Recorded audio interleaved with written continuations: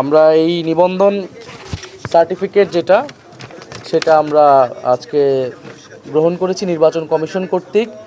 আপনারা জানেন এবং প্রিয় দেশবাসী সকলেই জানেন যে আমাদের এই নিবন্ধন প্রক্রিয়ার শুরু থেকেই আমাদের জাতীয় নাগরিক পার্টির কেন্দ্রীয় এবং তৃণমূলের নেতাকর্মীরা তারা অক্লান্ত পরিশ্রম করেছেন।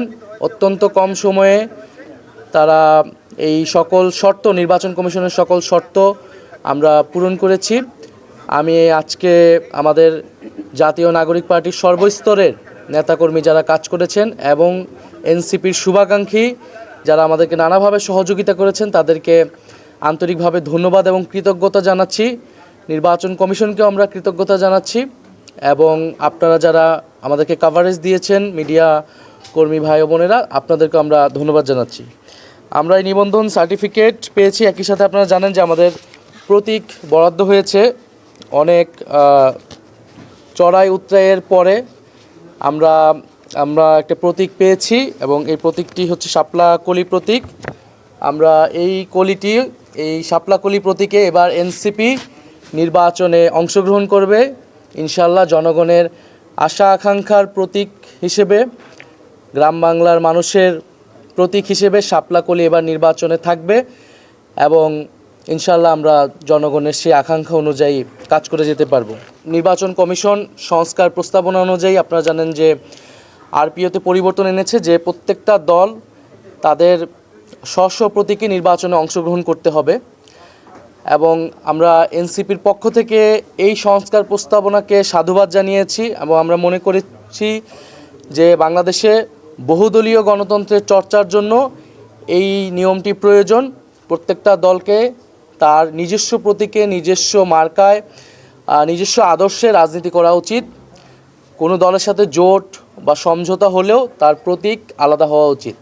কিন্তু আমরা দেখে আসছি যে সরকারকে এবং নির্বাচন কমিশনকে এবং বিভিন্ন প্রতিষ্ঠানকে চাপ প্রয়োগ করা হয়েছে একটি দলের পক্ষ থেকে যাতে এই আইনটি, এই সংস্কার প্রস্তাবনাটি বাতিল করা হয় এবং যাতে জোটের সঙ্গীরা, অন্য দলের সঙ্গীরা এক মার্কায় নির্বাচন করতে পারে। আমরা এটার বিরোধিতা জানিয়েছি, এখনও জানাচ্ছি এবং আমরা গতকাল দেখেছি যে আদালতে এটা একটা রিটও হয়েছে সেই দলের জোট সঙ্গে আরেকটি দলের পক্ষ থেকে। আদালতকে যেহেতু রাজনৈতিক মাঠে এবং সরকারের কাছ থেকেও এটি আদায় করা সম্ভব হয়নি, এখন আদালতের মাধ্যমে আদালতকে ব্যবহার করে এই সংস্কার প্রস্তাবনাটি বাতিলের চেষ্টা করা হচ্ছে। আমরা নির্বাচন কমিশনকে বলেছি, প্রধান নির্বাচন কমিশনারকে বলেছি যাতে এই বিষয়ে নির্বাচন কমিশনের পক্ষ থেকেও স্ট্রং মেসেজ দেওয়া হয় এবং আইনগতভাবে যাতে তারা এই বিষয়টা ফাইট করে। হলফনামায় যে প্রার্থীরা যেই তথ্য নির্বাচন কমিশনকে দিয়ে থাকবে সেই তথ্য যাতে নির্বাচন কমিশন যাচাই বাছাই করে এবং সেই তথ্যে যদি ভুল থাকে নির্বাচন কমিশনের পক্ষ থেকে যাতে ব্যবস্থা নেওয়া হয়। এছাড়াও নির্বাচন কমিশন কর্তৃক যে আইন, সেই আইন যাতে সবার জন্য সমানভাবে প্রয়োগ হয়। বিশেষত অর্থ ব্যয়ের বিষয়টা আপনারা জানেন, নির্বাচনের সময় বাংলাদেশের নির্বাচন সংস্কৃতিতে কালো টাকার ছড়াছড়ি থাকে এবং যেই অর্থ নির্ধারিত থাকে তার থেকেও অনেক বেশি অর্থ তারা ব্যয় করে। সেই বিষয়ে যাতে নির্বাচন কমিশন কঠোর অবস্থান গ্রহণ করে এবং আইন ভঙ্গকারীদের যাতে ব্যবস্থা নেয়।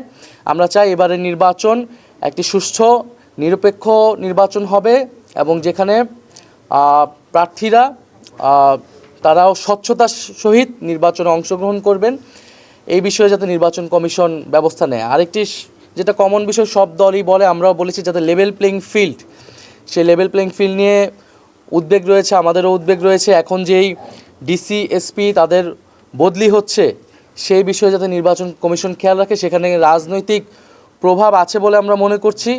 এ বিষয়ে নির্বাচন কমিশন যাতে ব্যবস্থা গ্রহণ করে।